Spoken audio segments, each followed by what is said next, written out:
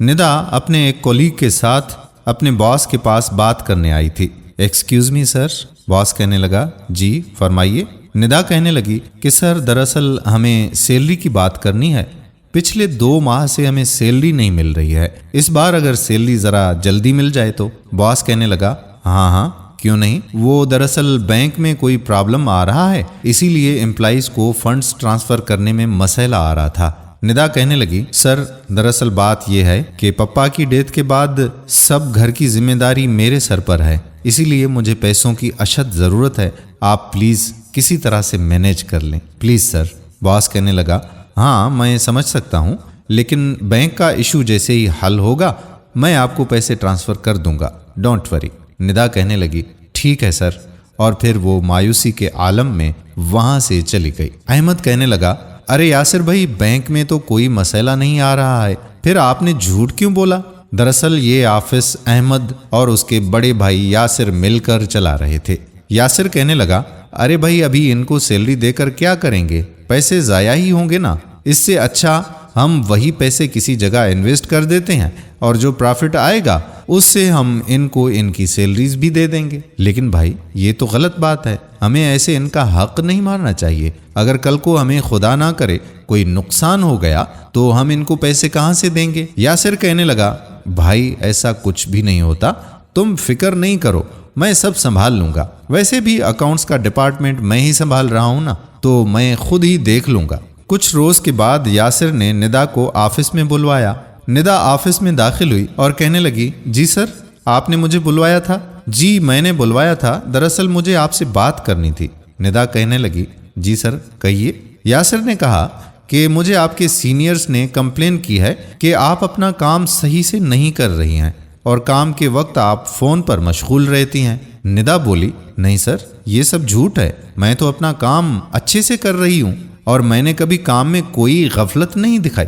आप उनको बुलवाएं और उनसे पूछें वो झूठ क्यों बोल रहे हैं जिन्होंने कंप्लेन की है। यासिर कहने लगा कि मुझे अपने ऑफिस में कोई तमाशा नहीं बनाना। अगर तुम इस ऑफिस से लॉयल हो तो अपनी लॉयल्टी साबित करो।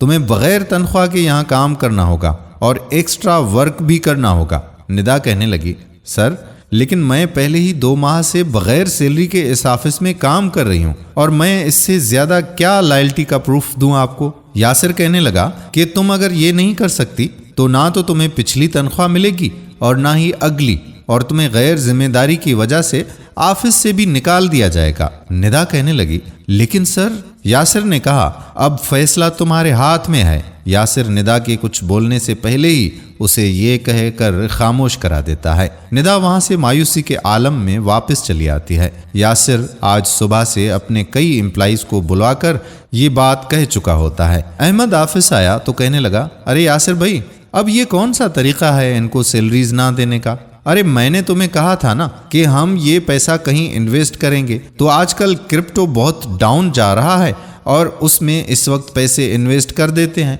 और बाद में ये जब राइज पर होगा तो हमें अच्छा खासा प्रॉफिट भी हो जाएगा, तो हम इनको इनकी सैलरीज भी दे देंगे। अहमद कहने लगा कि देखें भाई आप इतना रिस्क ना लें, और आखिर कब तक हम बगैर सैलरी के इनसे काम करवाते रहेंगे?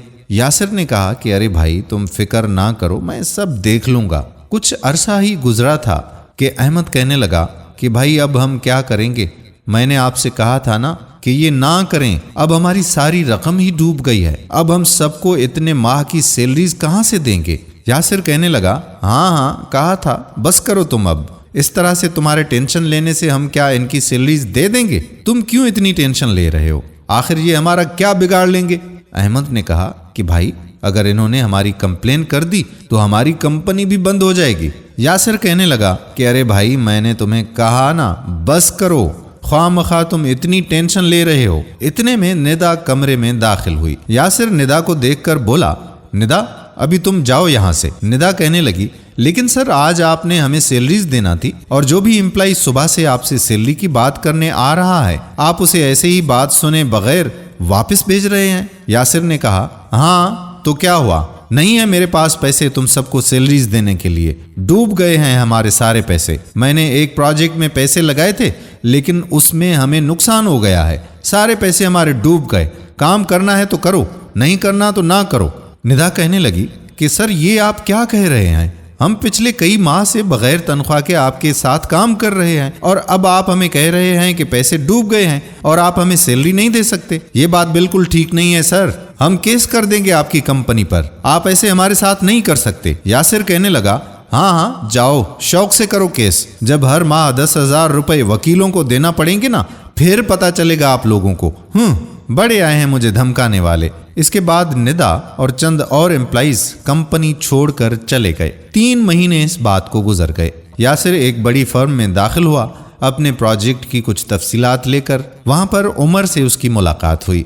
उमर कहने लगा, अरे यासिर साहब आप यहाँ, लेकिन मैंने तो आपकी टीम को इन्फॉर्म कर दिया था कि हम आपके साथ डील नहीं कर सकते, लगता है आपकी टीम ने आपको बताया नहीं। यासिर ने कहा, उमर साहब मुझे मेरी टीम ने बता दिया था कि आपने डील कैंसिल कर दिया है और मीटिंग से भी मना कर दिया है, लेकिन मैं आपसे यही पूछने आया हूँ कि आपको तो हमारी प्रोडक्ट्स बहुत पसंद थी और हमने इतना बड़ा ऑर्डर भी आपके कहने पर ही तैयार किया था। अब सारा सामान तैयार है तो आप मना क्यों कर रहे हैं? उमर ने कहा कि हाँ, मैंने ही आपसे ऑर्डर को तैयार करने को कहा था, लेकिन मैं अब आपके साथ काम नहीं करना चाहता। यासिर कहने लगा, लेकिन उमर साहब इसकी वजह क्या है? उमर इंटरकॉम पर किसी को अंदर आने को कहता है और कहता है कि अभी वजह आपके सामने आ जाती है। इसके बाद एक एम्प्लॉय कमरे में दाखिल होता है। यासिर कहने लगा, अरे तुम यहाँ? दरअसल ये एम्प्लॉय उमर के कहने पर ही यासिर के ऑफिस में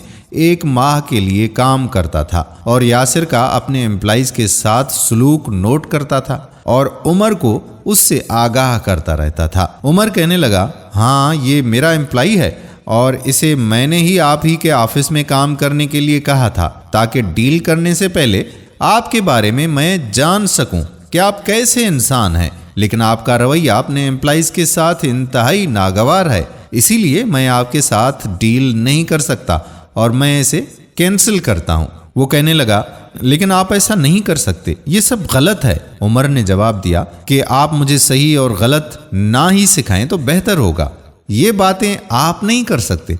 और इस बारे में आपका क्या ख्याल है जो आपने इतने अरसे तक इनको बगैर तनख्वाह के काम करवाया? इतने में निदा भी कमरे में दाखिल हो गई। निदा को वहां देखकर यासिर मजीद हैरान हो गया। उमर कहने लगा कि ये हमारे ऑफिस की सबसे मेहनती एम्प्लॉय मिस निदा हैं और ये हमारी नई प्रोडक्ट को लॉन्च करने वाली हैं। ये हमारे नए प्रोजेक्ट को लीड कर रही हैं। ये वही हैं जिनको आपने अपने ऑफिस से बेइज्जत करके निकाल दिया था और इनका हक भी मार लिया था। बेहतर यही है कि आप यहाँ से चुपचाप चले जाइए। यासिर ये सब कुछ सुनने के बाद अपने किए पर पछताने लगा। पहले तो उसके लालच ने उसके पैसे डुबो दिए और आज उसकी कंपनी भी घाटे में आ गई। ये प्रोजेक्ट उसकी आखिरी उम्मीद थी जिससे उसका नुकसान पूरा हो सकता था, मगर अब वो भी हाथ से चला गया। इस तरह उसे उसके लालच की सजा भी मिल गई। दोस्तों, लोगों के साथ हमेशा अच्छाई ही करनी चाहिए। कुदरती तौर पर आफात और बलियात आती रहती हैं, लेकिन इसका मतलब हरगिज ये नहीं कि अपने मुलाजमीन के साथ बुरा सलूक किया जाए। अगर ऐसा करते हैं तो यकीन जान लीजिए कि कभी ना कभी इसकी बहुत कड़ी सज़ा हमें मिल सकती है। अल्लाह ताला हमें सीधे रास्ते पर चलने की तौफीक अता फरमाए।